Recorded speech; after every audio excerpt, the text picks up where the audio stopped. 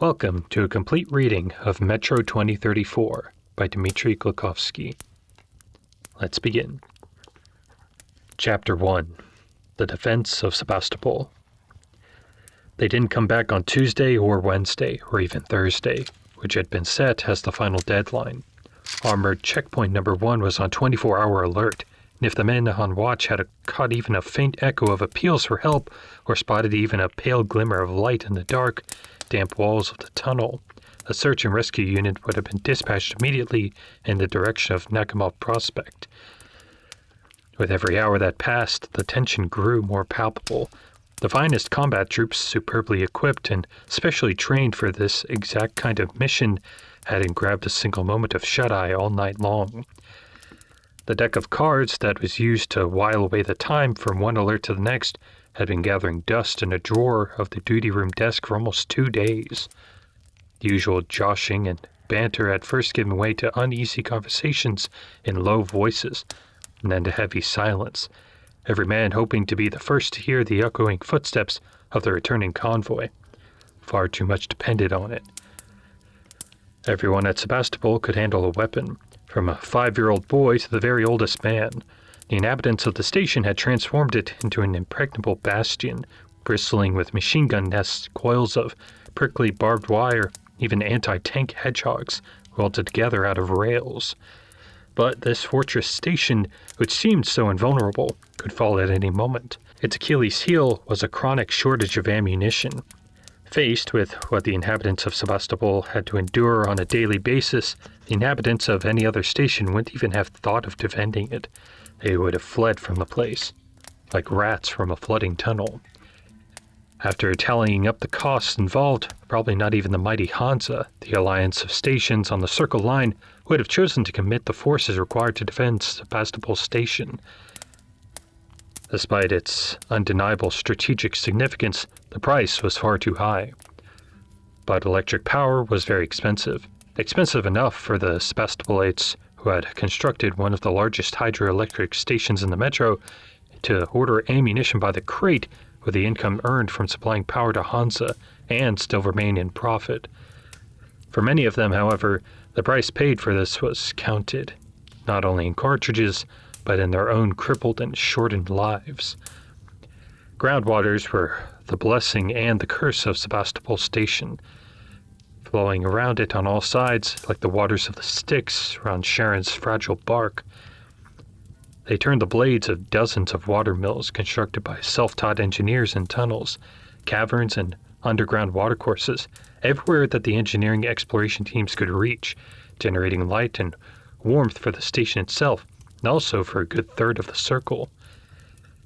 These same waters incessantly eroded support structures and gnawed away at cement joints, murmuring drowsily just behind the walls of the main hall, trying to lull the inhabitants into a false sense of security.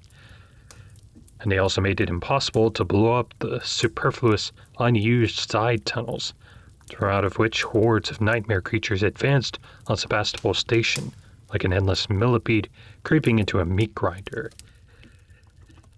The inhabitants of the station, the crew of this ghostly frigate hurtling through the nether regions of the underworld, were doomed eternally to seek out and patch over new breaches in the hull of their vessel. It had begun to spring leaks long ago, but there was no safe haven where it could rest in peace from its labors. And at the same time, they had to repel attempt after attempt to board their vessel by monsters from the Chertonovo and Nakhimov Prospect stations, creeping out of ventilation shafts, percolating through drains with rapid streams of turbid water, erupting out of the southern tunnels. The whole world seemed to have ganged up against the Sebastopolites in a bitter determination to wipe their home off the map of the metro. And yet, they clung to their station obdurately, as if it were all that remained of the universe. But no matter how skillful the engineers of Sebastopol Station were, no matter how experienced and pitiless the soldiers trained there might be, they could not effectively defend their home without ammunition, without bulbs for the floodlights, without antibiotics and bandages. Yes, the station generated electrical power, and Hansa was willing to pay a good price for it, but the Circle had other suppliers too, and resources of its own.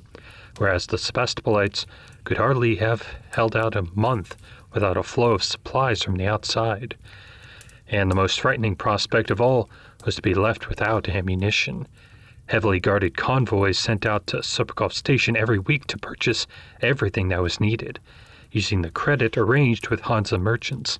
And then, without delaying a single hour more than necessary, they set off back home again. And as long as the world kept on turning, and the underground rivers flowed, and the vaults erected by the metro's builders held up, the order of things was expected to continue unchanged. But the latest convoy had been delayed beyond any reasonable limit, long enough for the realization to dawn that this time something terrible and unforeseen had happened, something against which not even heavily armed, battle-hardened guards had a relationship built up over the years where the leadership of Hansa had been able to protect it. And all this would not have been so bad if only the lines of communication were functioning. But something had happened to the telephone line that led to the circle. Contact had been broken off on Monday, and the team sent out to search for the break had drawn a blank. The lamp with the broad green shade hung down low over the round table, illuminating yellowed pieces of paper with graphs and diagrams drawn in pencil. The little bulb was weak, only 40 watts, not because of any need to save electrical power, but because the occupant of the office was not fond of bright light. The ashtray, overflowing with stubs from the atrocious local hand-rolled cigarettes, exuded an acrid, bluish smoke that gathered in viscous clouds, soaring lazily under the ceiling. The station commandant rubbed his forehead, then jerked his hand away and glanced at the dial of the clock with his only eye, for the 5th time in the last half hour. He cracked his finger joints and rose ponderously to his feet. "We have to decide. No point in putting it off any longer." The robust-looking old man sitting opposite him in a military camouflage jacket and threadbare sky-blue beret opened his mouth to speak, but instantly started coughing. He drove away the smoke with a sharp flap of his hand, frowned in annoyance, and replied, "Then let me tell you again, Vladimir, we can't take off anyone from the south side. The guard posts are already struggling to hold out under this kind of pressure. In the last week alone, they've had 3 men wounded, 1 critically, and that's despite the reinforcements. I won't let you weaken the south side, and apart from that, they need 2 teams of 3 scouts on patrol to the shafts and connecting tunnels. And as for the north, apart from the soldiers on the reception team, we don't have any men to spare. I'm sorry. You'll have to find them somewhere else." "You're the commanding officer of the perimeter. You find them," snapped the station commandant, "and I'll handle my own business. But the team has to set out in 1 hour.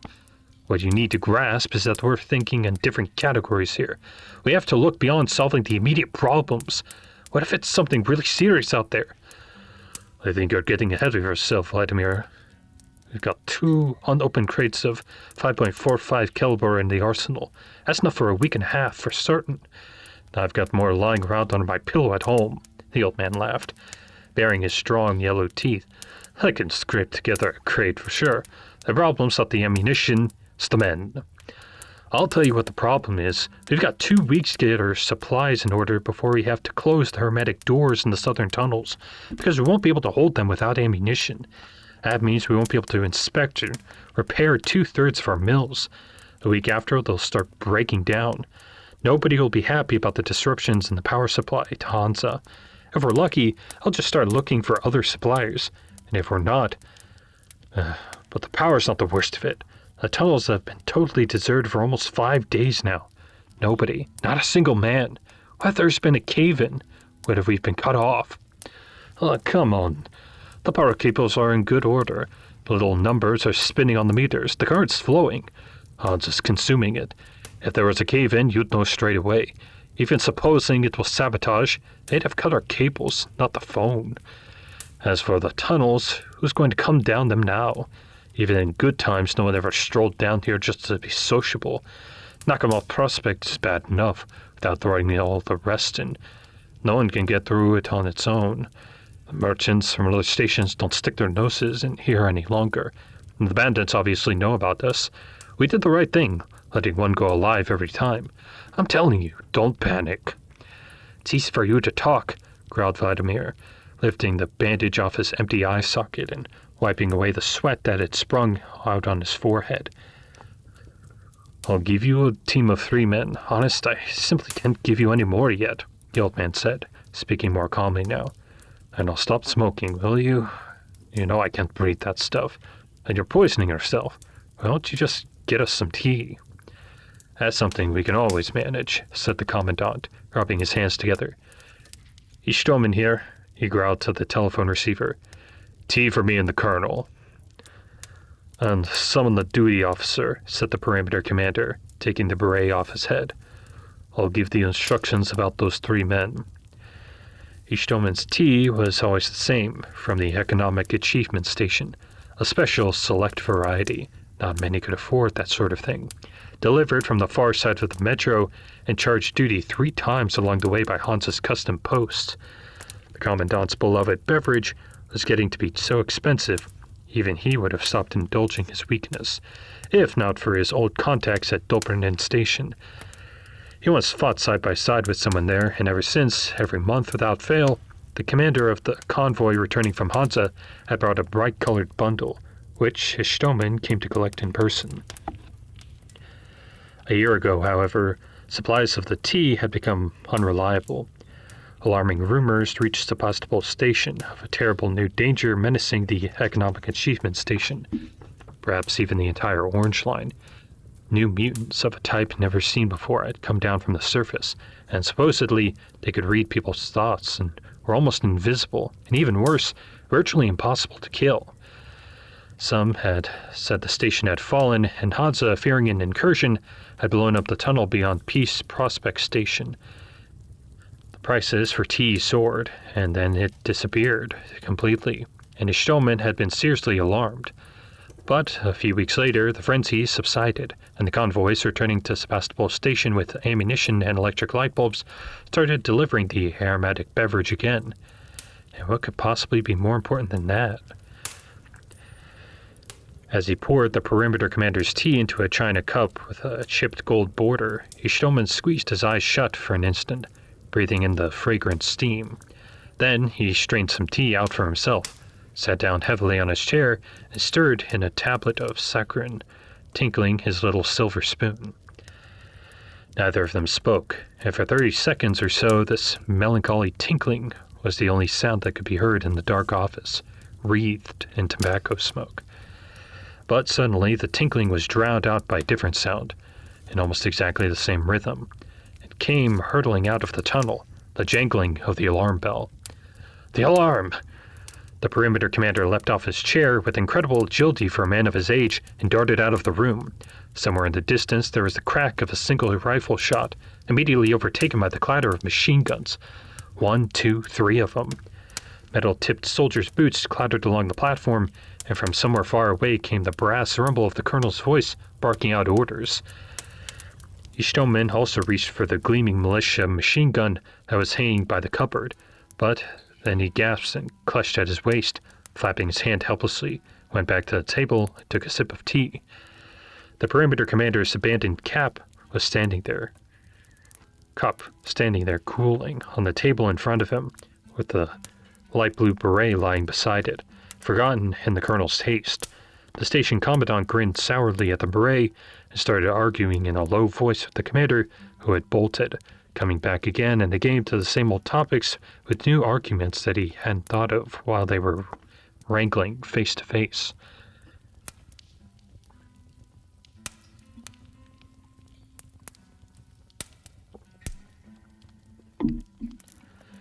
It was a constant subject of somber jokes at Sebastopol. The similarity of the next station's name, Chertonovo, to the Russian word for demon, Shert.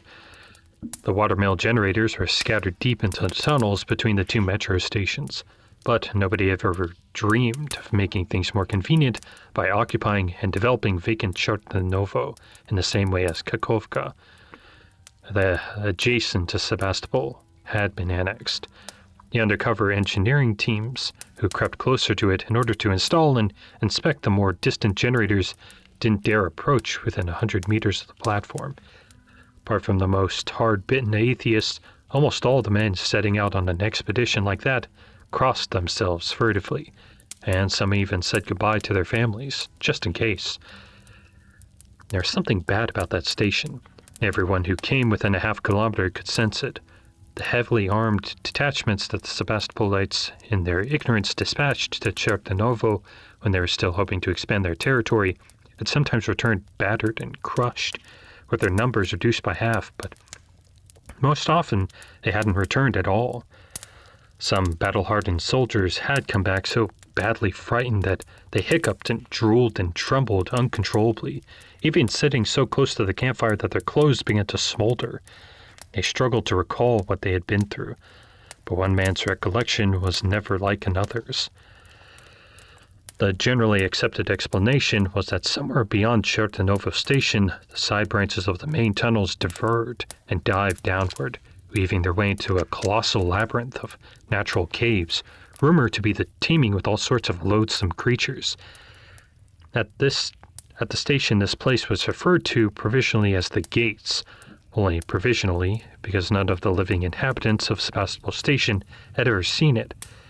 There was, of course, the well-known incident in the early days, when the line was still being explored, and the gates were apparently discovered by a large reconnaissance team that had managed to get through Chertonovo station. They were carrying a communications device, something like a landline telephone. On this device, the signal officer reported to Sebastopol station that the scouts were standing at the entrance to a wide corridor that descended in an almost vertical incline. His voice was cut off before he could add anything else. But for several minutes after that, until the cable was snapped, the commanding officers of Sebastopol station huddled around the intercom, listening as the soldiers of the reconnaissance team screamed in diabolical horror and agony, till one of their screams were cut short. Nobody even attempted to fire, as if every one of the dying men realized that ordinary weapons couldn't possibly protect them. The last one to fall silent was the commanding officer of the group, a cutthroat Chinese mercenary from Kitaygorod station, who collected the little fingers of his dead enemies. He was evidently some distance away from the telephone receiver dropped by the signal officer. It was hard to make out what he was saying, but concentrating hard on the man sobbing as he died, the station commandant recognized a prayer. The simple, naive kind of prayer that the parents who believe teach their little children to say. After that incident, they had abandoned all attempts to push beyond Chertonovo station, and were even planning to abandon Sebastopol and join Hansa. But the accursed Chertonovo seemed to be the frontier post marking the precise outer boundary of the human domain in the metro. Creatures that had infiltrated beyond it were a cause of serious annoyance to Sebastopolites. But at least they could be killed, and with a properly organized defense, these attacks could be repelled relatively easily and almost without human bloodshed, provided there was enough ammunition. The monsters that crept up to the sentry posts were sometimes so large that they could only be stopped with explosive bullets and high-voltage discharge traps. But most of the time the sentries had to deal with beasts that were less frightening, although they were extremely dangerous.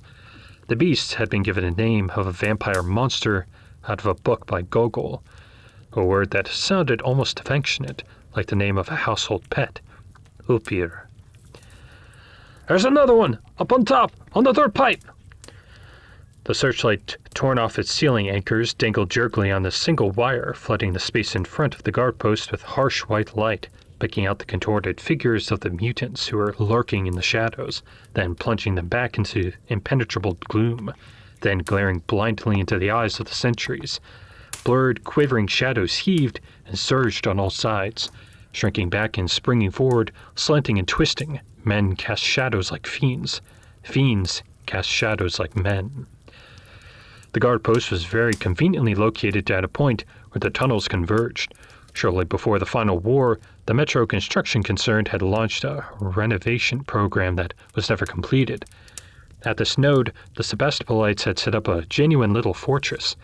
2 machine gun positions, a barricade of sandbags that was 1.5 meters thick, anti-tank hedgehogs and booms on the tracks, electrical traps on those close approaches, and a carefully planned signaling system. But when the mutants advanced en masse as they did on that day, it seemed that with just a little more pressure, the defenses would collapse. A machine gunner stared in amazement at his scarlet-soaked hands, breathing out bubbles of blood through his nose and muttering something in a vague, monotonous tone. The air around his jammed pacheng was quivering with heat haze. He snorted briefly and fell quiet, nestling his face trustingly against the shoulder of the next man, a massive warrior wearing an enclosed titanium helmet. The next second, a blood-curdling shriek rang out ahead of them as the Nupier launched into an attack. The warrior in the helmet rose up above the parapet, pushing aside the bloodied machine gunner who had tumbled onto him, flung up his submachine gun, and fired a long burst. The repulsive, sinewy, matte-gray beast had already flung itself forward, stretching out its knotty forelimbs and gliding downwards onto taut-stretched folds of skin. The Upiers moved with incredible speed, and anyone who hesitated had absolutely no chance. Only men with the nimblest feet and fastest hands stood duty on this watch. The whiplash of lead cut the shriek short, but the dead creature continued falling by inertia, and its 100-kilogram carcass slammed into the barricade with a dull thud, throwing up a cloud of dust from the sandbags. "Looks like that's it." Only 2 minutes ago, the torrent of gruesome creatures gushing out of the immense sawn-off pipes suspended under the ceiling had seemed endless, but now it had dried up. The sentries started cautiously picking their way out of behind the defenses. "Get a stretcher! A doctor! Get him to the station quick!" The husky fighter who had killed the final Upier attached a bayonet to the barrel of his automatic weapon and started walking unhurriedly around the dead and wounded creatures littering the battlefield, giving each one a kick in its toothy jaw with the toe of his boot, and thrusting the bayonet swiftly and deftly into its eye. Finally, when he'd finished, he leaned back wearily against the sandbags, raised the visor of his helmet, and pressed a flask to his lips. Reinforcements arrived from the station after it was all over. The commander of the perimeter also arrived, with his private's monkey jacket unbuttoned, breathing hard and cursing his old aches and pains. "So, where am I supposed to find him 3 men? Rip them out of my own flesh?" "What are you talking about, Dennis?" asked one of the sentries, peering into his commander's face incredulously. "You stole him and insist we sent a team of 3 scouts to Serpukov. He's worried about the convoy, but where am I going to get 3 men for him, especially right now?" "So there's no news about the convoy?" asked the large man, who was quenching his thirst without turning around. "Not a word," the old man confirmed. "But it hasn't really been all that long yet, which is more dangerous when you really get down to it. We strip the South naked today, and in a week's time there will be no one left to meet the convoy." The husky warrior swayed his head without speaking, and he didn't respond when the commander carried on muttering for a few minutes and asked the sentries at the post if anyone wanted to volunteer for the team he would have to assign to an expedition to Serpukov Station. Otherwise the station commandant, damn it to hell, would have the old man's bald head. There were no problems with selecting volunteers. Many of the sentries were already tired of being stuck here. It was hard for them to imagine anything more dangerous than defending the southern tunnels. Of the 6 men who had put themselves forward for the expedition, the colonel selected those who, in his opinion, Sebastopol needed least, and this turned out to be a good choice, because none of the 3 men who were dispatched to Serpukov ever returned to the station.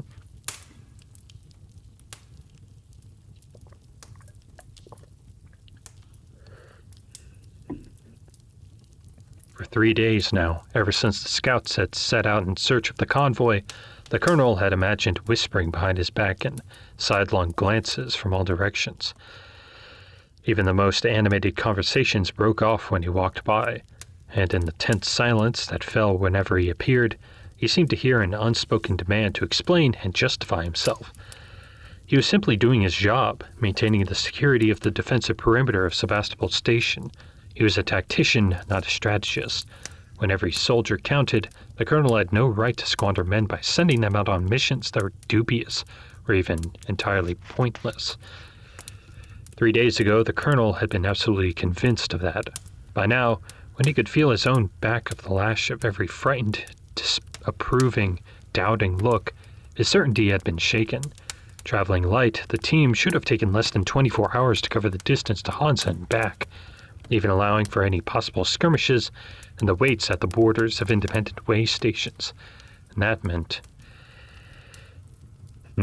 giving orders for no one to be allowed in.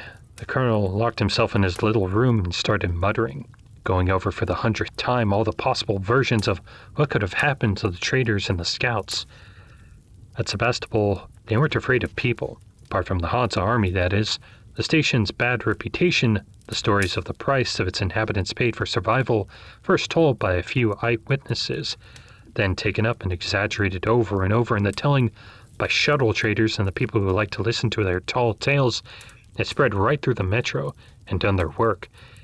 Quick to realize the usefulness of this kind of reputation, the station's commanders had done their best to reinforce it. Agents, travelers, members of convoys, and diplomats were given an official blessing to lie in the most terrible terms possible at Sebastopol station, and in general about everything that came after the Sebastopol stretch of the line. Only a few individuals were capable of seeing through this smokescreen to perceive the station's appeal and genuine significance. In recent years, there had been only 1 or 2 attacks by ignorant bandits attempting to force their way in past the guard posts, and the superbly well-tuned Sebastopol war machine had decimated the isolated bands without the slightest difficulty. Nevertheless, before setting off on its reconnaissance mission, the 3-man team had been clearly instructed that if any threat of danger arose, they would not engage the enemy, but come back as quickly as possible. Of course, there was Nagornaya Station, a less malign place than Chertonovo, but still very dangerous and sinister, and Nakhimov Prospect Station, with its upper hermetic doors stuck open, which meant it couldn't be completely closed off against infiltration from the surface. The Sebastopolites didn't want to detonate the exits there. Nakhimov Prospect's ascent was used by the local stalkers. No one would ever venture to make his way alone through the prospect, as it's known at the station, but there's never been a case when a team of 3 men had been unable to repel the beast they encountered there. A cave-in? A groundwater breach? Sabotage? Undeclared war with Hansa? Now it was the colonel and not Istomin who had to give answers to the wives of the scouts who had disappeared. When they came to him, gazing into his eyes with weary yearning, like abandoned dogs seeking for some kind of promise or consolation in those eyes. He had to explain everything to the garrison soldiers who never asked unnecessary questions, while they still believed in him.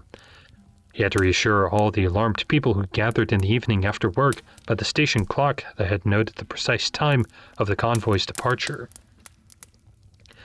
Istomin said that in the last few days people kept asking him again and again why the lights had been dimmed at the station, and demanding that the lamps be turned back up as bright as before. But in fact, no one had even thought of reducing the voltage, and the lamps were burning at full power. The gathering darkness was not in the station, but in people's hearts, and not even the very brightest mercury lamps could dispel it.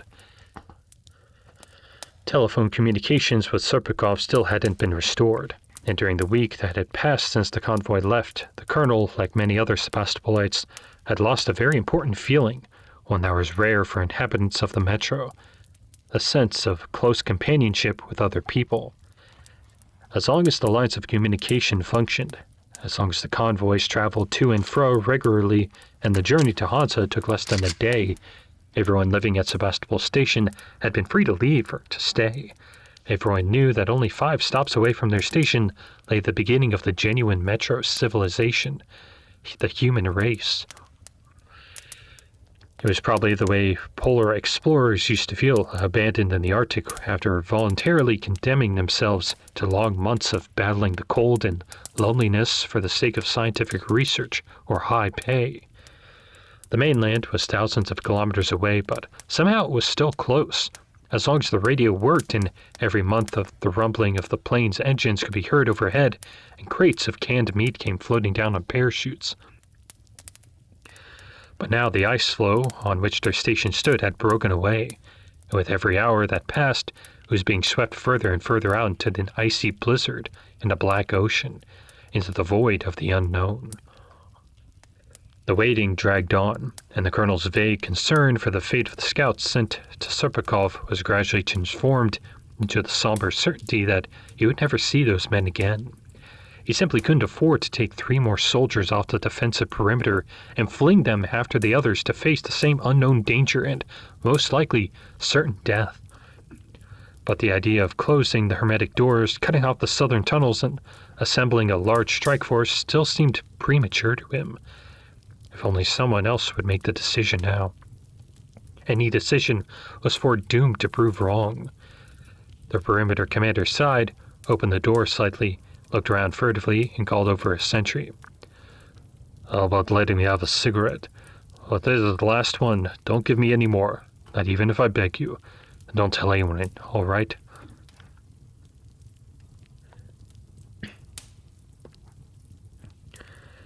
Nadia, a thick-set, talkative woman in a fluffy dress with holes in it and a dirty apron, brought a hot casserole of meat and vegetables, and the sentries livened up a bit. Potatoes, cucumbers, and tomatoes were regarded as very great delicacies here. Apart from Sebastopol Station, the only place where you could feast on vegetables were 1 or 2 of the finest restaurants of the Circle or near the Polis. It wasn't just a matter of the complicated hydroponic equipment required to grow the seeds that had been saved. There was also the fact that not many stations in the metro could afford to spend kilowatts of energy on varying their soldiers' diet. Even the top command's tables were only graced with vegetables on holidays. Usually the children were the only ones who were pampered like that. And it had cost Stoneman a serious quarrel with the chefs to get them to add boiled potatoes and a tomato each of the portions of pork that were due on uneven dates in order to keep up the soldiers' morale. The trick worked. The moment that Nadia, with typical female awkwardness, dropped the submachine gun off her shoulders in order to lift the lid of the casserole, the sentries' wrinkled faces started relaxing and smoothed out. No one wanted to spoil a supper like this with sour, tedious talk about the convoy that had disappeared and the overdue reconnaissance team. "I don't know why, but I've been thinking about Komsomol Station all day today," said a gray-haired old man wearing quilted jacket with a Moscow Metro shoulder badges as he squished potatoes in his aluminum bowl. "If I could just get there and take a look. Those eggs they have there, to my mind, it's the most beautiful station in the metro." "Ah, drop it, Homer. You probably used to live there, and you still love it to this day," retorted a fat, unshaven man in a cap with ear flaps. "What about the stained glass at Novobozhskaya and those light airy columns at Mayakovsky Station, with the frescoes on the ceiling?" "I like Revolution Square best," a sniper confessed shyly. He was quiet, serious man, getting on in years. "I know it's all stupid nonsense, but those stern-looking sailors and airmen, those border guards with their dogs, I've adored the station ever since I was a kid." "What's so stupid about it? There's some very nice-looking men depicted in bronze there," Nadia said, backing him up in as she scraped the remnants of the bottom of the casserole. "Hey, Brigadier, look sharp, or you'll be left no supper." The tall, broad-shouldered warrior, who had been sitting apart from the others, strolled over unhurriedly to the campfire, took his serving, and went back to his spot, closer to the tunnel, as far away as possible from the men. "Does he ever show up at the station?" the fat man asked in a whisper, nodding in the direction of the massively broad back, half hidden in the semi-darkness. "He hasn't moved from this place for more than a week now," the sniper replied in an equally quiet voice. "Spends the night in a sleeping bag. I don't know how his nerves can stand it, or maybe he just enjoys the whole thing. 3 days ago, when the Upiers almost did for Renat, he went around afterwards and finished them off by hand. It took about 15 minutes doing it. Came back with his boots covered in blood, delighted with himself." "He's a machine, not a man," a lanky machine gunner put in. "I'm afraid to even sleep beside him. Have you seen what a mess his face is? I don't even want to look him in the eyes." "But I can only feel calm when I'm with him," the old man called Homer said with a shrug. "What are you running him down for? He's a good man, just got maimed, that's all. It's only the stations that need to be beautiful. That Novosibirskaya of yours, by the way, is just plain tawdry, bad taste. There's no way you can look at all that colored glass unless you're drunk. Stained glass rubbish. And collective farm mosaics covering half the ceiling aren't in bad taste then? Where did you find any pictures like that at Komsomol Station? Why, all that damned Soviet art is about collective farm life for heroic airmen, said the fat man, starting to get heated. Seryosa, you lay off the airmen, the sniper warned him. Komsomol Station's garbage, and Novosibirskaya's shit, said a dull, low voice. The fat man was so surprised he choked on the words that were already at the tip of his tongue and gaped at the brigadier. The others immediately fell silent too, waiting to see what would come next. The brigadier almost never joined in their conversations. He even answered direct questions curtly or didn't bother to answer at all. He was still sitting with his back to them, with his eyes fixed at the gaping mouth of the tunnel. The vaults are Komsomol are too high, and the columns are too thin. The entire platform can be raked with fire from the tracks. It's wide open, and closing off the pedestrian patches is too tricky. And at Novosibirskaya, the walls are massive cracks, no matter how hard they try to plaster over them. One grenade would be enough to bring the whole station down. There haven't been any stained glass panels there for ages. They're all broken. Stuff's too fragile. No one dared to object.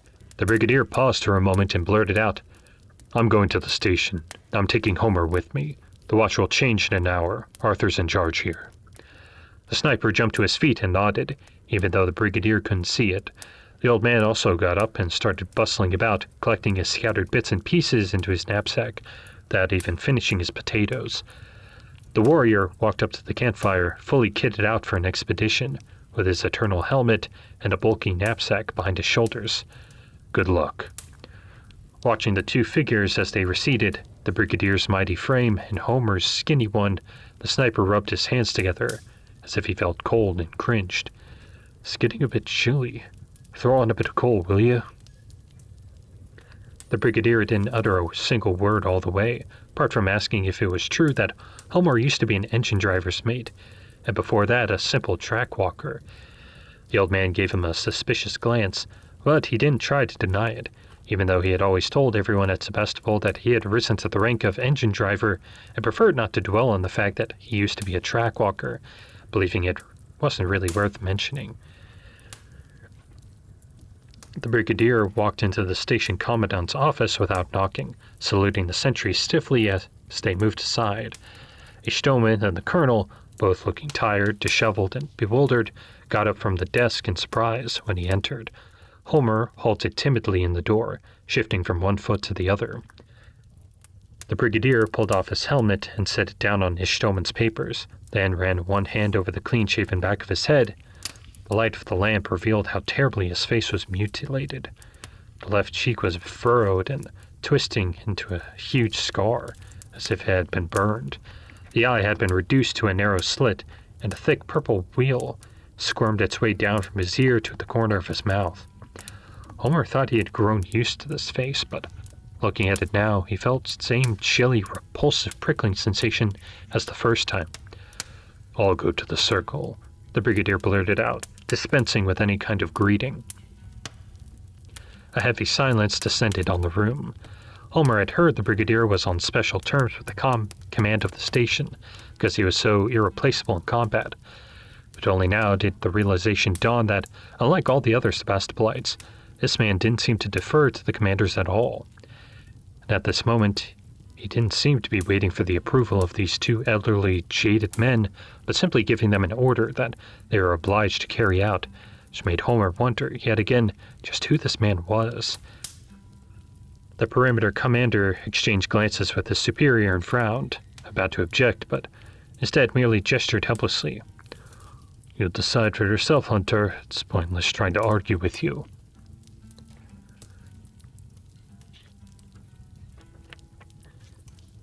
Thank you. That was Chapter 1 of Metro 2034. Thank you for listening, and good night.